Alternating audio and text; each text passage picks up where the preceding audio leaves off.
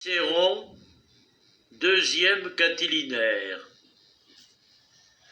Enfin, Romains, cet audacieux dont la fureur sacrilège méditait la ruine de la République, ce monstre dévoré de la soif du crime, qui menaçait vos cœurs du poignard et vos maisons de l'incendie, Catilina est sorti de ses murs.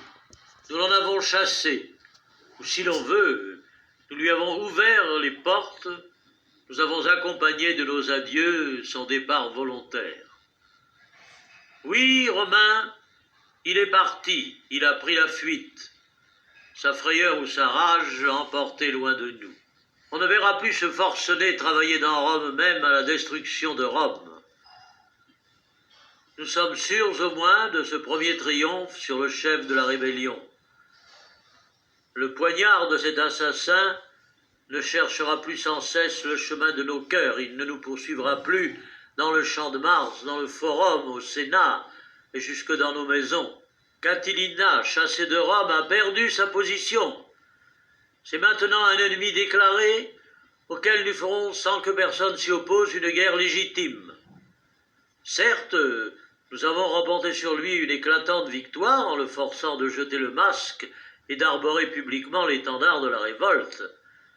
Mais ce glaive qu'il n'a pu, au gré de ses désirs, emporter tout sanglant, cette vie qu'il n'a pu me ravir, ce fer que je lui ai arraché des mains, ces citoyens qu'il a laissés vivants, ces murailles qui sont encore debout, quel sujet pour lui d'une douleur profonde et d'un affreux désespoir. Il sent maintenant le coup qu'il a frappé. Confondu, terrassé, anéanti, il fuit. Et ses regards impuissants se retournent sans cesse vers cette Rome que les destins ont sauvée de sa rage, cette Rome qui se réjouit quand il pleure et qui s'applaudit d'avoir vomi de son sein et rejeté loin d'elle un monstre si fatal. Cependant, si quelqu'un d'entre vous, aussi zélé pour la patrie que tous le devraient être, me faisait un crime de ce que je proclame comme un triomphe, et m'accusait d'avoir laissé partir un ennemi si redoutable quand il aurait fallu le jeter dans les fers, la faute n'en est pas à moi, citoyen. Elle est aux circonstances. Oui, Catilina aurait dû il y a longtemps payer ses forfaits de sa tête. Les coutumes de nos ancêtres, la sévère autorité qui m'est confiée, l'intérêt de l'État demandaient son supplice. Mais combien refusaient de croire les crimes que je dénonçais? Combien d'insensés les traitaient de chimères? Combien cherchaient à les excuser? Combien même étaient assez pervers pour en désirer le succès? Si pourtant j'avais pensé que la mort de Catilina suffit à votre sûreté, certes, je vous aurais délivré de ce traître au prix de ma tranquillité, au péril de ma vie même. Mais il en était jusque parmi vous qui pouvaient encore douter de la conjuration.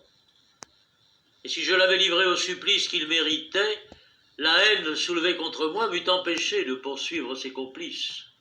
J'ai donc amené les choses au point que vous puissiez le combattre à face découverte quand il se serait publiquement déclaré votre ennemi.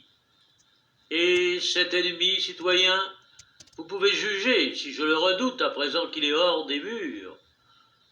Mon seul regret est qu'il n'en soit pas sorti avec de plus nombreux satellites. Que n'a-t-il emmené avec lui toutes ses forces? Il emmène à un Tongillus, le compagnon de ses premières débauches, à un Publicius, à un Munatius, dont les dettes contractées à la Taverse n'auraient jamais troublé l'État. Mais quels hommes il laisse après lui! Combien ils sont dangereux par leur nom, leur puissance, le délabrement de leur fortune. Pour moi, avec nos vieilles légions gauloises, avec celles que Metellus vient encore de lever dans la Gaule et dans le Picédum, avec les forces que je rassemble moi-même chaque jour, j'ai le plus profond mépris pour une armée composée de vieillards sans ressources, de paysans ruinés par le luxe, de dissipateurs villageois, de débiteurs qui fuient la justice et courent sous les drapeaux d'un rebelle, de gens enfin que je pourrais foudroyer en leur montrant, je ne dis pas la pointe de nos épées, mais une simple ordonnance du prêteur. Il en est d'autres que je vois parfumer d'essences précieuses, éclatant de pourpre, voltiger dans le forum, assiéger les portes du Sénat, entrer même dans cette assemblée. Voilà, de tous les soldats de Catilina, ce que je voudrais le plus voir partir avec lui. Puissent ces déserteurs de son armée ne pas rester au milieu de nous. L'armée elle-même, je vous le prédis, Romains, est 100 fois moins redoutable. Nous devons d'autant plus les craindre qu'ils me savent instruits de tous leurs desseins et ne s'en effraient pas. Je vois à qui la Pulie est échue en partage, à qui on a confié l'Étrurie, qui est charge de la Gaule et du Picénum, qui a sollicité l'affreuse commission de porter dans Rome le carnage et l'incendie. Toutes leurs résolutions de la nuit d'avant-hier m'ont été révélées. Ils le savent, j'en ai fait hier le détail dans le Sénat. Catilina lui-même a tremblé, il a pris la fuite. Qu'attendent ses complices? Ils sont dans une étrange erreur, s'ils croient que ma longue indulgence ne se lassera jamais. Le but que je me proposais, je l'ai atteint. Il n'est pas un de vous qui ne voit clairement qu'une conjuration a été formée contre la République, car on ne pensera pas, sans doute, que les pareils de Catilina ne partagent point ses projets. Le temps de la clémence est passé. Tout nous fait une loi d'être sévère. Je leur accorderai pourtant encore une grâce. Qu'ils sortent de ces murs, qu'ils partent. Catilina brûle de les revoir. Ne laisseront-ils plus longtemps se consumer d'inutiles désirs? Je leur indiquerai le chemin. Il est parti par la voie Aurélia. S'ils veulent se hâter, ils l'atteindront avant la nuit. Heureuse la République, si Rome était enfin purgée de ce vil amas de fange et de corruption. Elle n'est encore délivrée que du seul Catilina, et déjà l'air y paraît plus pur. On y respire plus librement. Peut-on se figurer une noirceur, imaginer un crime dont il n'est conçu l'affreuse pensée? Est-il dans toute l'Italie empoisonneur, brigand, gladiateur, assassin, parricide, fabricateur de faux testaments, fourbe, débauché, dissipateur, adultère, femme décriée, corrupteur de la jeunesse, homme sans mœurs et sans honneur, qui ne confesse avoir vécu avec Catilina dans la familiarité la plus intime? Quel meurtre s'est commis depuis quelques années dont il n'ait été le complice? Quelle infâme prostitution dont il n'ait été le ministre? Quel suborneur possède à jamais un si haut degré l'art de séduire la jeunesse? Brûlant pour les uns de la plus criminelle passion, il se prêtait lui-même aux désirs impudiques des autres. Il promettait à ceux-ci la possession de ce qu'ils convoitaient, à ceux-là la mort de leurs parents, les excitant, les aidant même à devenir parricides. Avec quelle rapidité l'avons-nous vu naguère rassembler autour de lui, de la ville et de la campagne, une foule immense de scélérats. Il n'existe pas dans Rome, il n'existe pas dans un seul coin de l'Italie, un homme noyé de dettes qu'il n'ait fait entrer dans cette détestable société de crimes et de forfaits. Mais admirez en lui ce bizarre assemblage des goûts les plus divers. Vous ne trouverez pas dans une école de gladiateurs un audacieux capable des coups les plus hardis qui ne se dise l'intime ami de Catilina, ni sur le théâtre un bouffon énervé et sans âme qui ne se glorifie d'avoir été le compagnon de ses plaisirs. Et ce même homme, toutefois, formé à l'école de l'adultère et du crime, à supporter le froid, la faim, la soif et l'éveil, était vanté par les siens comme un prodige de courage. Ingrat, qui, doué par la nature d'une âme forte et de qualité brillante, en abusait au profit de la débauche et de la scélératesse. Si ses compagnons pouvaient le suivre, si ce vil troupeau de gens perdus de bien et d'honneur sortait de Rome, Quel triomphe pour nous! Quel bonheur pour la République! Quelle gloire pour mon consulat! Ce n'est plus le temps, en effet, où leurs horribles désirs connaissaient quelques bornes. Leur audace désormais intolérable a passé toute mesure. Ils ne rêvent plus que massacres, incendies, pillages. Ils ont dissipé leur patrimoine, dévoré leur fortune. Leur détresse vient encore de s'aggraver par la perte de tout crédit, et pauvres, ils n'en conservent pas moins des goûts dispendieux de l'opulence. Si dans leurs honteuses orgies, le vin, le jeu et les infâmes plaisirs occupaient seuls leurs pensées, il faudrait les plaindre sans doute. Cependant, on pourrait les supporter. Mais comment supporter la guerre que la lâcheté déclara au courage, la folie à la sagesse, l'intempérance à la sobriété, le sommeil à la vigilance?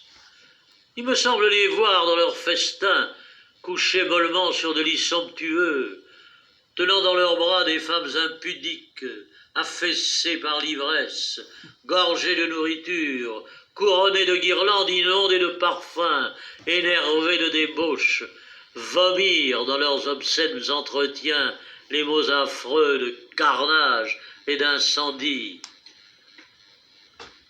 Ils sont, je n'en doute pas, entraînés par une fatalité ennemie.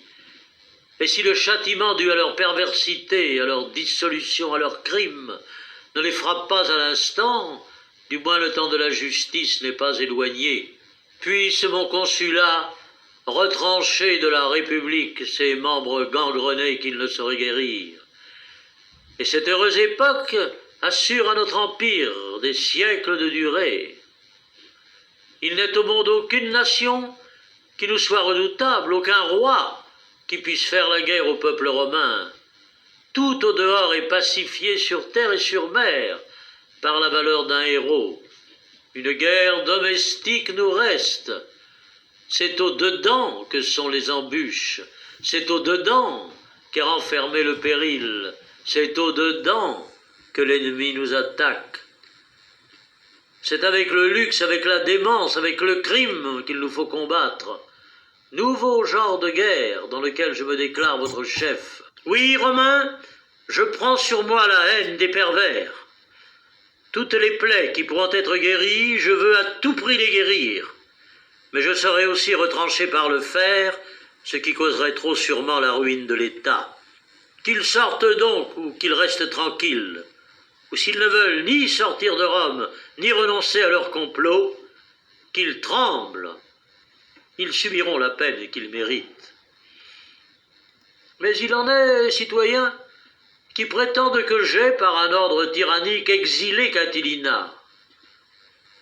Ah, s'il ne fallait qu'un ordre de ma bouche, j'exilerais aussi ceux qui tiennent ce langage. Catilina, je le crois, homme timide et modeste à l'excès, n'a pu soutenir la voix du consul. Au premier mot d'exil, il s'est soumis, il est parti. Hier, citoyen, après avoir failli être assassiné dans ma maison, je convoquai le Sénat dans le temple de Jupiter Stator. J'y révélai toute la conjuration. Lorsque Catilina vint apparaître, y est-il un sénateur qui lui adressa la parole, qui le salua, qui ne le regarda de l'œil dont on regarde, je ne dis pas un mauvais citoyen, mais un mortel ennemi? Que dis-je? Les sénateurs les plus distingués, fuyant son approche, laissèrent vide tout le côté des sièges où il alla se placer. C'est alors qu'avec cette voix menaçante, qui d'un mot chasse les citoyens en exil, je demandai à Catilina s'il était vrai ou non qu'il eût tenu chez Léca une assemblée nocturne. Convaincu par sa conscience, il se tut, malgré son audace. Alors je découvris tout. Je dis ce qu'il avait fait la nuit de cette assemblée, ce qu'il avait résolu pour la suivante, quel plan de guerre il avait adopté. Le voyant interdit, confondu, je lui demandai pourquoi il balançait à partir pour le lieu où il devait se rendre depuis si longtemps, puisqu'il avait envoyé devant lui des armes, des haches, des faisceaux, des trompettes, des étendards, et même cet aigle d'argent à laquelle il offrait dans un sanctuaire impie le crime pour encens. Ainsi je l'envoyais en exil, celui qui avait déjà commencé la guerre. En effet, je le crois, c'est en son propre nom qu'Amalius, un simple centurion, campé près de Phésule, a déclaré la guerre au peuple romain. Ce n'est pas Catilina que cette armée attend pour général.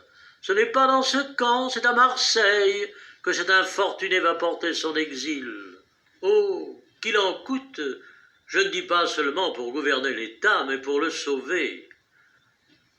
Je suppose qu'aujourd'hui, Catilina, surpris par ma vigilance, déconcerté par mes efforts et mon dévouement, s'effraya tout à coup, changea de résolution, abandonna ses complices, renonça à ses projets de guerre, quitta le chemin du crime et de la rébellion pour prendre celui de la fuite et de l'exil. Ce ne serait plus un scélérat dont j'aurais désarmé l'audace, un rebelle que ma fermeté aurait confondu, glacé d'effroi, frustré de ses coupables espérances. Ce serait un innocent, exilé sans procès, chassé par la violence et les menaces du consul, que de gens alors, au lieu de détester ses crimes, déploreraient son malheur. Au lieu de louer mon zèle, me peindraient comme le plus cruel des tyrans. Eh bien, Romain, dussent gronder sur ma tête tous les orages de la haine et d'une injuste prévention, je saurais les braver, pourvu que j'éloigne de vous l'orage bien plus terrible de cette guerre sacrilège. Qu'on dise que je l'ai chassé, pourvu qu'il aille en exil. Mais il n'ira pas, vous pouvez m'en croire. Me préserve le ciel de jamais appeler de mes vieux pour fermer la bouche à la calomnie, la funeste nouvelle que Lucius Catilina s'avance à la tête d'une armée de rebelles. Cette nouvelle, pourtant, vous la prendrez avant 3 jours. Et si je crains qu'il ne se lève dans la suite des clameurs contre moi, c'est moins pour l'avoir chassé que pour l'avoir laissé partir. Mais quand certains hommes donnent à son départ le nom de bannissement, que diraient-ils donc s'ils avaient vu tomber sa tête? Catilina, disent-ils, se rend à Marseille. Plainte hypocrite qui déguise mal la crainte qu'ils en ont. De tous ceux qui déplorent son exil, il n'en est pas un qui n'aime mieux le voir dans le camp de Mallius que dans la ville des Marseillais. Et lui-même, n'est-il jamais pensé au parti qu'il vient de prendre? Il aimerait encore mieux périr en brigand que de vivre exilé.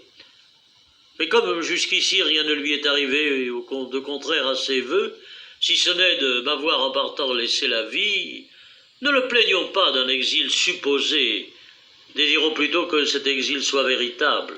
Mais pourquoi vous parlez si longtemps d'un seul ennemi, et d'un ennemi qui du moins se montre tel qu'il est, d'un ennemi que je cesse de craindre depuis qu'un mur, ainsi que je l'ai toujours voulu, nous sépare de lui? Ai-je donc oublié ceux qui se couvrent d'un masque, qui restent dans Rome, qui sont au milieu de nous? Non, Romains, mais je l'avoue, mon désir est moins d'en faire justice que de les ramener par la douceur et de les réconcilier à la patrie, s'il est quelque moyen d'y parvenir, et je ne vois pas pourquoi il n'en serait point s'ils veulent écouter ma voix. Je vais, citoyens, vous montrer de quelle classe d'hommes est composé ce parti. Ensuite, j'essaierai de combattre avec les armes de la parole et de la persuasion le mal qui les travaille. La première classe est composée de débiteurs qui possèdent encore plus qu'ils ne doivent, mais qui, ne pouvant se détacher de leurs biens, n'ont aucun moyen d'acquitter leurs dettes. C'est de tout le parti ceux qui se présentent sous les plus beaux dehors, car ils sont riches, mais au fond, rien de plus révoltant que ce qu'ils prétendent.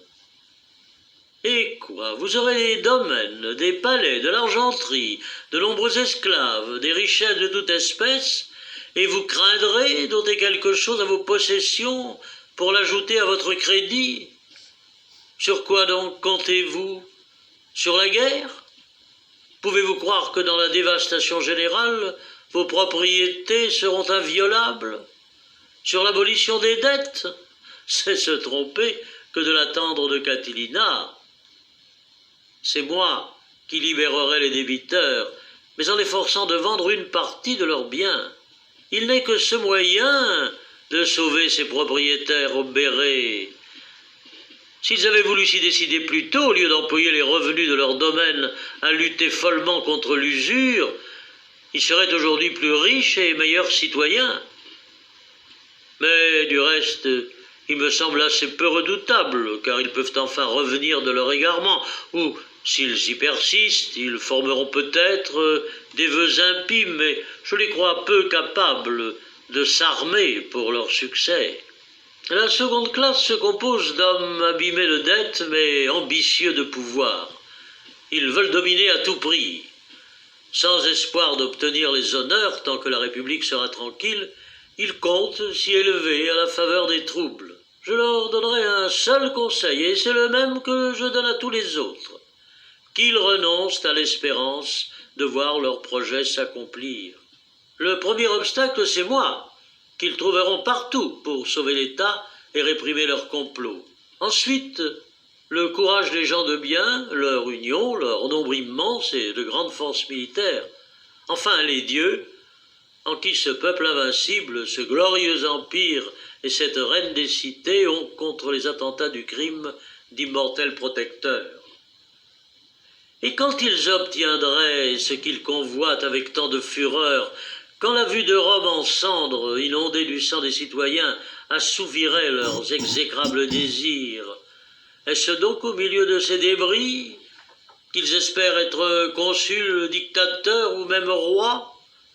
Ils ne voient pas qu'ils désirent un pouvoir qu'il leur faudrait céder s'ils l'obtenaient à quelque esclave échappé des fers ou à quelque gladiateur. Vient ensuite une troisième classe d'hommes qui, dans un âge voisin de la vieillesse, ont conservé les forces que leur donna l'exercice. De ce nombre est Mallius, dont Catilina est allé prendre la place.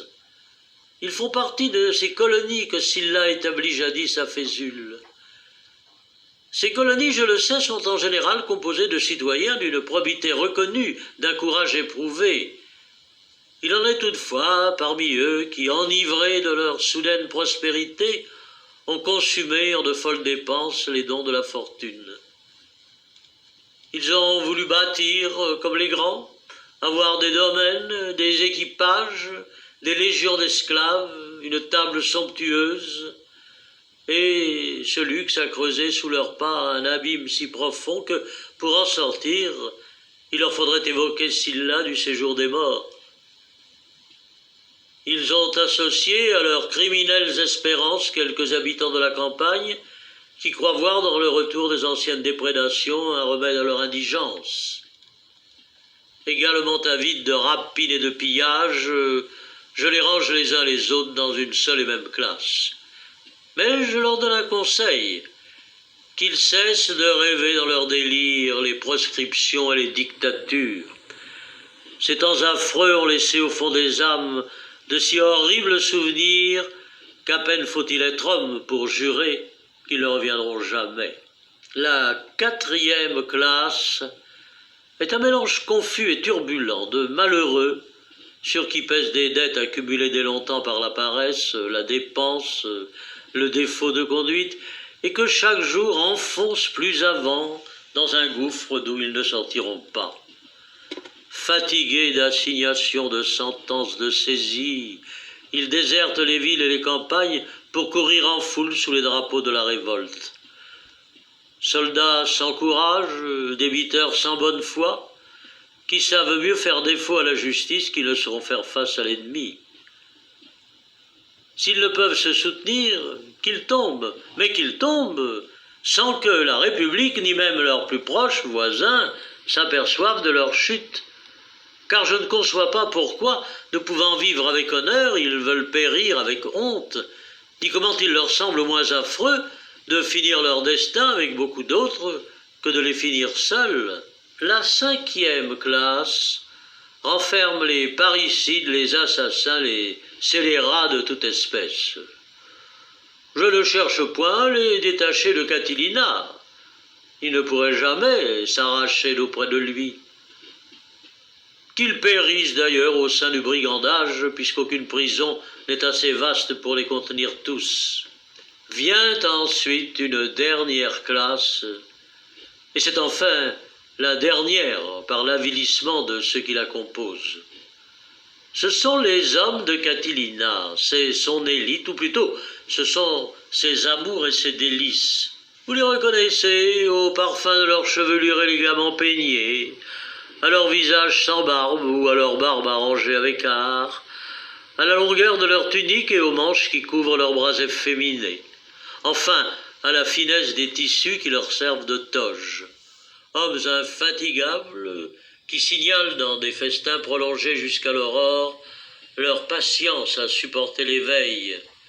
Ce vil troupeau renferme tous les joueurs, tous les adultères, tout ce qu'il y a de débauché, sans mœurs et sans pudeur.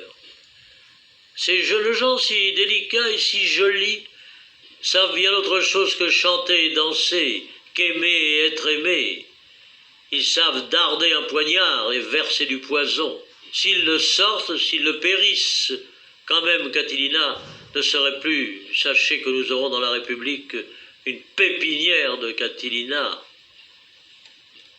Cependant, à quoi pensent ces malheureux? Emmèneront-ils dans le camp les compagnes de leur débauche? D'un autre côté, comment pourront-ils s'en passer dans ces longues nuits d'hiver? Et eux-mêmes, comment supporteront-ils les neiges et les frimas de l'Apennin? Ils se croient peut-être en état de braver les rigueurs de la saison, parce qu'ils ont appris à danser nus dans les festins? Guerre vraiment formidable, où le général aura pour garde prétorienne cette cohorte impudique. Déployez maintenant, Romains, contre cette brillante milice de Catilina, les forces de votre empire. Et d'abord opposez à ce gladiateur, déjà frappé à mort, vos consuls et vos généraux.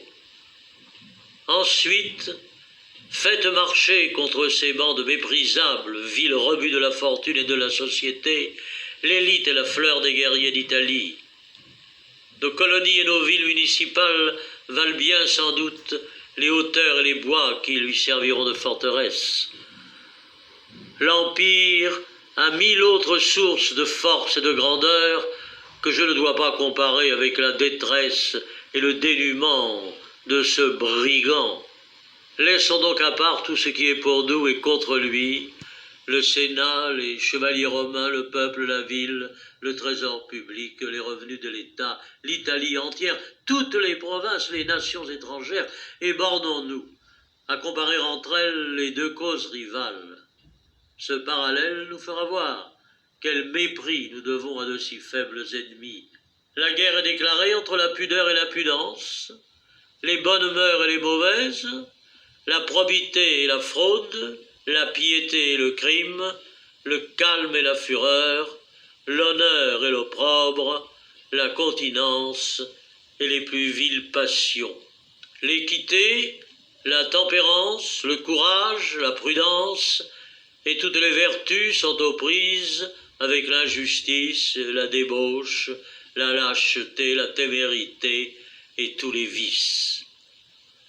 Enfin, c'est la lutte de l'opulence avec la misère, de la raison avec le délire, de la sagesse avec la folie, de l'espérance avec le désespoir.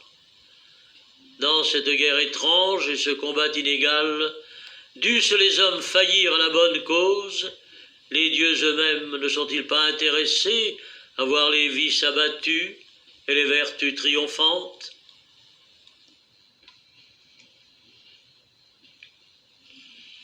Continuez donc, citoyens, de veiller à la garde de vos maisons.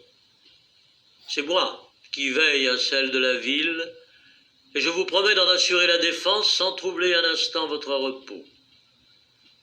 Toutes vos colonies, toutes les villes municipales, instruites par mes soins de la sortie nocturne de ce brigand, défendront aisément leurs murs et leurs territoires. Les gladiateurs, parmi lesquels il comptait trouver ses bandes les plus sûres et les plus nombreuses, les gladiateurs, quoique mieux intentionnés que bien des patriciens, seront pourtant contenus par la force. Quintus Metellus, que j'ai, par une prévoyance que l'événement justifie, envoyé dans le Picenum et la Gaule Pisampine, écrasera l'ennemi ou le serrera de si près qu'il ne pourra faire un mouvement. Quant aux autres mesures qu'il faut ou ordonner ou hâter ou prévoir, je vais prendre l'avis du Sénat que vous voyez prêt à s'assembler. Je reviens maintenant à ceux qui sont restés dans Rome, disons mieux à ceux qui a laissé Catilina pour la perte commune et de Rome et de vous tous qui l'habitez. Ce sont des ennemis sans doute, mais ils sont nés citoyens, et à ce titre je veux encore leur prodiguer mes conseils. Ma clémence a pu jusqu'ici passer pour faiblesse, elle attendait que le voile fût enfin déchiré. Mais je ne peux oublier plus longtemps que c'est ici ma patrie, que je suis le consul de ceux qui m'entendent, que je dois vivre avec eux ou mourir pour eux. Les portes ne sont point gardées, les chemins sont libres. Si quelqu'un veut sortir, il peut prendre son parti.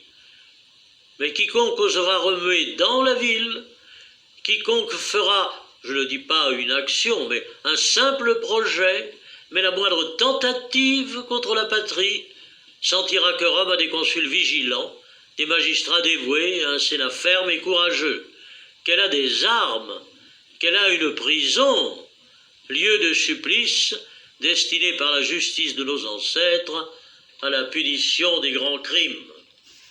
Et vous verrez, citoyens, s'accomplir toutes ces choses sans que rien n'altère le calme dont vous jouissez. Les plus grands périls seront écartés sans tumulte. La guerre intestine et domestique, la plus cruelle, la plus dangereuse, dont les hommes aient gardé le souvenir, sera terminée par moi seul. Et votre général ne quittera pas cette toge, symbole de la paix. Je dis plus, Romains, si le succès peut couronner les plans que je médite, il n'y aura pas même un seul coupable qui subisse dans Rome le châtiment de son crime. Mais si les attentats trop manifestes de l'audace, si les dangers pressants de la patrie me forcent de renoncer à ma douceur naturelle, je ferai du moins ce qu'on oserait à peine souhaiter dans une guerre où l'on marche entouré de périls et d'embûches. Aucun homme de bien ne périra, et le supplice de quelques coupables suffira pour sauver tous les bons citoyens. Ce n'est point sur ma prudence particulière, ni sur les conseils de l'humaine sagesse, que sont fondées les promesses que je vous fais, citoyens. J'en ai des garants plus certains.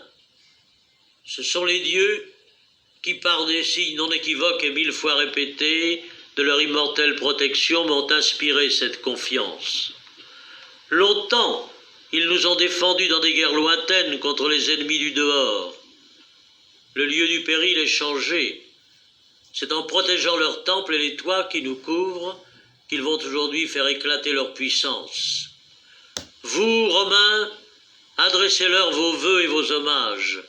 Implorez-les pour cette ville dont ils ont fait la plus belle, la plus riche et la plus puissante des cités, afin qu'après l'avoir rendue triomphante de tous ses ennemis, et sur terre et sur mer, ils la sauvent des fureurs parricides de ses propres citoyens.